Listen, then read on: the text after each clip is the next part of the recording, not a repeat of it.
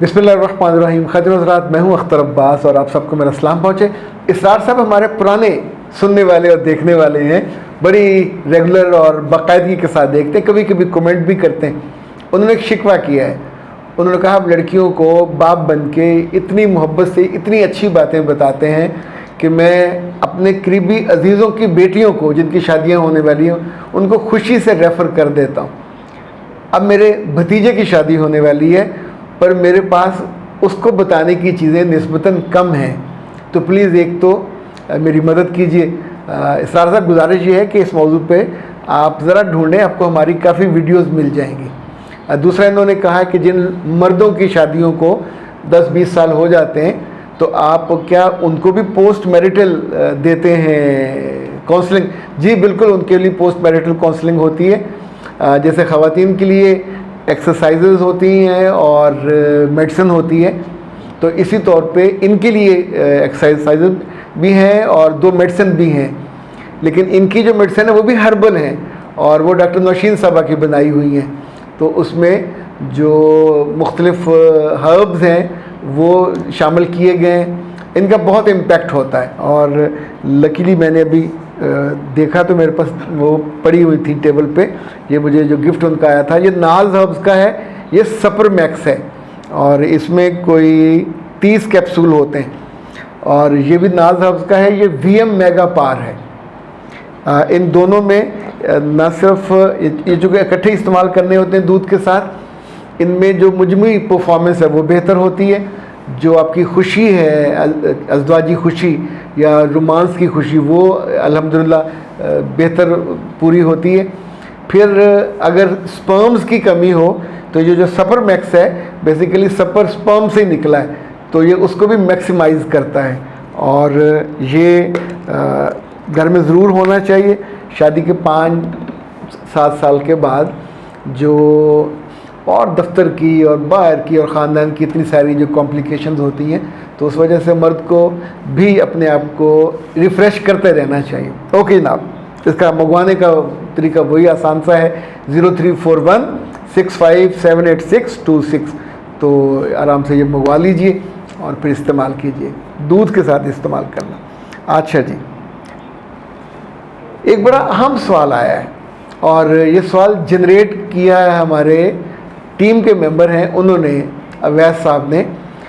इन्होंने पिछले दिनों एक कपल आया था कपल काउंसलिंग के लिए और उस खातून ने अपने मियाँ पे जो बेहुदा इल्ज़ामात लगाए, वो तो उस वक्त सिर्फ मेरे कमरे में बैठे हुए थे और बात उससे बढ़ गई।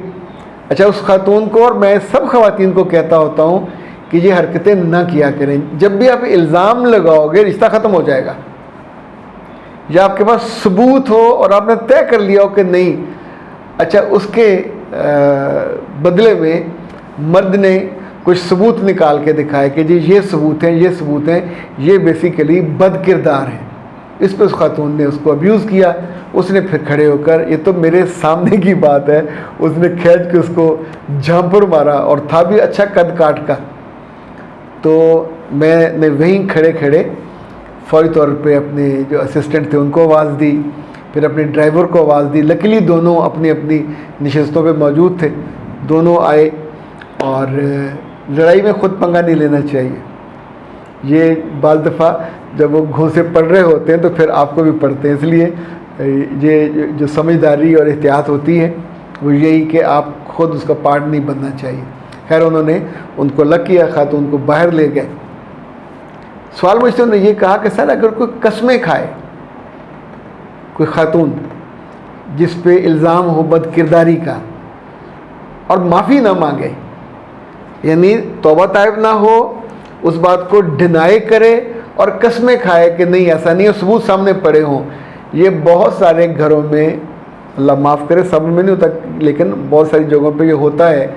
और वो ख़वातीन जिनका नफ्स कमज़ोर होता है, जो अपने नफ्स से यूँ समझें मार खा जाती हैं, नफसानी ख्वाहिशात मुराद है, अपने मियाँ के होते हुए किसी और से ताल्लुकात, घर में किसी करीबी अजीज़ से नाजायज़ ताल्लुकात जिनको कहा जाता है, ये अल्लाह की नाराज़गी, अल्लाह के गज़ब को بلانے والی چیز ہے. گناہ جب بھی بندہ کرے تو جھک جانا چاہیے, توبہ کرنی چاہیے. گناہ سے بچنے کی بندے کے اندر ایبلٹی نہیں ہے, اللہ بچائے تو بچائے, بندہ نہیں بچ سکتا. ایسے میں جو سب سے عقل مندی اور دانش مندی ہوتی ہے وہ یہ کہ آپ گستاخی نہ کرو, جھوٹ نہ بولو. غلطی جب جہاں ہو مان لینی چاہیے, اور اس کے بعد ہاتھ باندھ کے آئندہ کے لیے بہتر طرز عمل کا وعدہ کرنا چاہیے. آپ سوچیں کہ بڑے بڑے لوگوں کو سزا ملنے کے بعد جیل میں ان کے بہتر رویے کی وجہ سے ان کو پیرول پہ رہا کر دیتے ہیں, ان کی سزائیں معاف ہو جاتی ہیں. پر جس جرم کی انہوں نے سزا کے مستحق تھے وہ ان کو ملتی ہے. طرز عمل بہتر ہوتا ہے توبہ کے بعد, استغفار کے بعد. ایسے کیسز جو میں نے دیکھے ہیں جہاں لڑکیاں اتھری ہوں, گستاخ ہوں, گناہ کر کے اتراتی ہوں اور بتاتی مانتی بھی نہ ہوں, جھجکتی بھی نہ ہوں, اور قسمیں کھائیں. لوگوں نے تماشا بنایا ہوا اللہ کی قسم, قرآن کی قسم. قسم کا مطلب یہ ہے کہ میں کمزور ہوں, یہ میری گواہی یا شہادت دینے آ رہا ہے.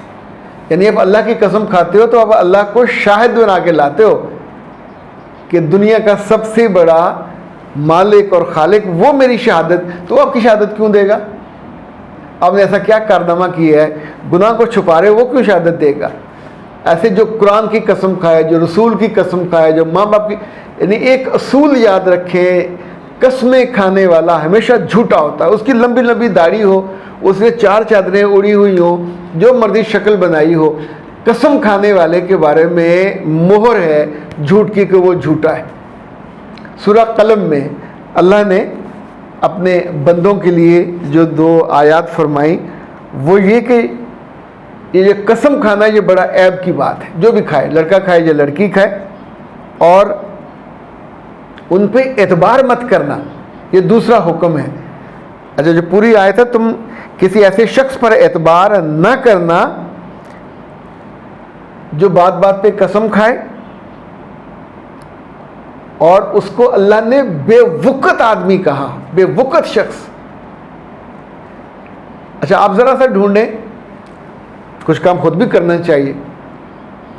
قرآن پاک میں جھوٹی قسموں کھانے والے لوگوں کے بارے میں اور بھی کئی جگہوں پہ ذکر ہے.